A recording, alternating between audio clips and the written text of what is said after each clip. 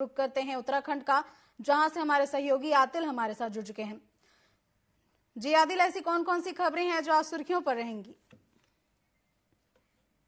सबसे पहले तो उत्तराखंड के जो मुख्यमंत्री हैं पुष्कर सिंह धामी आज वो उत्तर प्रदेश के दौरे पर, जिनके इलाहाबाद प्रोग्राम है, क्योंकि जो कुंभ कॉन्क्लेव है उसका समापन आज हो रहा है, जिसमें उत्तराखंड के मुख्यमंत्री पुष्कर सिंह धामी भाग लेंगे। तकरीबन प्रोग्राम का समापन प्रयागराज में होना है। उसके साथ साथ प्रयागराज इलाहाबाद में ही जो हाई कोर्ट है उसके जो बार एसोसिएशन है, उन्होंने भी सम्मान के लिए मुख्यमंत्री पुष्कर सिंह धामी को आमंत्रित किया था, जिसका प्रोग्राम आज हुआ। और उसके पीछे एक वजह यह है, उत्तराखंड राज्य पहला ऐसा राज्य बना है जिसने यूसीसी लागू किया है, समान नागरिक संहिता। तो उसी के सम्मान में आज जो इलाहाबाद हाई कोर्ट है उसका जो बार एसोसिएशन है, उन्होंने मुख्यमंत्री का सम्मान करने का प्लान बनाया था, जिसको मुख्यमंत्री ने मंजूरी दी है। और आज वो 2:30 बजे उस प्रोग्राम में शामिल होंगे। उसके बाद शाम को उत्तराखंड वापिस तकरीबन 6 बजे उत्तराखंड के मुख्यमंत्री वापिस हो जाएंगे। उसके साथ साथ एक बड़ी खबर उत्तराखंड में है, लगातार उत्तराखंड में हादसे बढ़ते जा रहे हैं। उन्हीं हादसों में एक दुखद हादसा 2 दिन पूर्व हुआ है, जिसमें उत्तराखंड क्रांति दल, जो उत्तराखंड का सबसे पुराना क्षेत्रीय राजनीतिक दल है, क्योंकि कई सरकारों में भागीदारी उत्तराखंड क्रांति दल ने निभाई है, तो उसके जो संरक्षक है पूर्व केंद्रीय अध्यक्ष त्रिवेंद्र सिंह पंवार, जिनकी एक सड़क दुर्घटना में परसों मृत्यु हो जाती है, उसको लेकर के सुबह तकरीबन 10 बजे मुख्यमंत्री पुष्कर सिंह धामी उनके आवास पर पहुंचे और उन्हें श्रद्धांजलि मुख्यमंत्री के द्वारा दी गई। लेकिन जो उत्तराखंड क्रांति दल है, उन्होंने मांग की है मुख्यमंत्री से कि इसकी न्यायिक जांच हो, क्योंकि उन लोगों का मानना है कि जो दुर्घटना ये हुई, जो एक्सीडेंट हुआ है, उसके पीछे कोई साजिश है।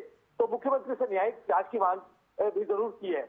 उसके साथ साथ कमिश्नर अगर देखें, उत्तराखंड में एक बहुत बड़ा मुद्दा जो एक लंबे समय से चल रहा है, वो है सशक्त भू कानून। 1950 की तर्ज पर, हिमालय की तर्ज पर उत्तराखंड में भू कानून लागू किया जाए, उसके लिए लगातार प्रदर्शन धरने होते रहे हैं। उसके साथ साथ आज अगर देखें तो जो धरना स्थल है एकता विहार देहरादून में, वहाँ काफी संख्या में लोग भूख हड़ताल पर बैठे हैं। और उसके पीछे 2 वजह है।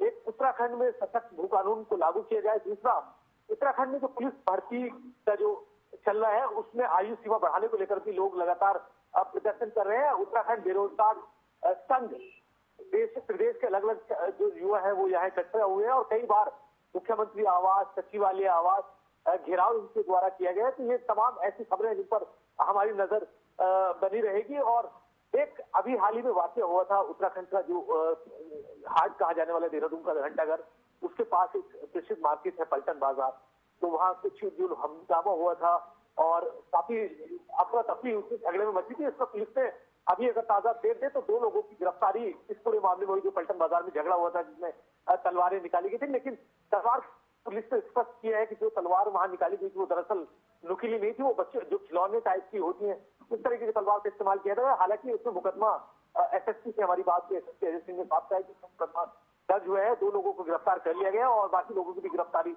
इसमें की जा रही। तो ये तमाम खबरें जो आज देहरादून में रहने वाली। इसके साथ साथ क्योंकि एक बहुत बड़ा जो सवाल है उत्तराखंड में, दिसंबर 2023 को 2 दिसंबर 2023 को उत्तराखंड में निकायों का जो कार्यकाल है वो समाप्त हो गया है। तो 11 महीने बीत जाने के बाद भी अभी तक चुनाव की तिथि घोषित नहीं हुई। और शहरी विकास मंत्री प्रेमचंद अग्रवाल लगातार कहते रहे हैं कि राज्य में जल्द ही निकाय चुनाव को करा लिया जाएगा। अब कमलेश्वर, एक बात और है कि ग्राम पंचायत का कार्यकाल भी अगर देखें तो 27 नवंबर 2024 को समाप्त होने जा रहा है। जो उत्तराखंड की ग्राम पंचायत है उसमें भी अब चुनाव होंगे। तो हमारी टीवी 24 ने बात भी की थी शहरी विकास मंत्री से, तब उन्होंने यह भी स्पष्ट किया था कि उनका मन ये है कि राज्य में दोनों जो चुनाव है, चाहे वो निकाय चुनाव हो और पंचायत चुनाव, उनको एक साथ करा लिया जाए। उस पर कांग्रेस लगातार हमलावर है और कांग्रेस यही मान रही है कि उत्तराखंड सरकार फिलहाल राज्य में किसी भी चुनाव को कराने से डर रही, चाहे राज्य में छात्र संघ चुनाव हो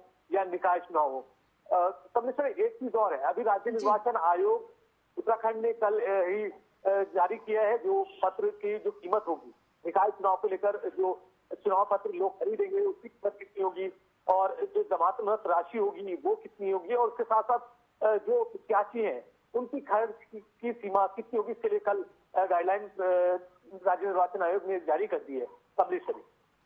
जी बिल्कुल, एक तरफ जहां कांग्रेस हमलावर है कि निर्वाचन चुनाव हो या पंचायत चुनाव, दोनों ही चुनाव रुके हुए हैं, इसको लेकर लगातार कांग्रेस हमलावर है। वहीं धामी सरकार ये चाहती है कि दोनों ही चुनाव एक साथ हो। फिलहाल तमाम जानकारियों के लिए आपका धन्यवाद आदिल।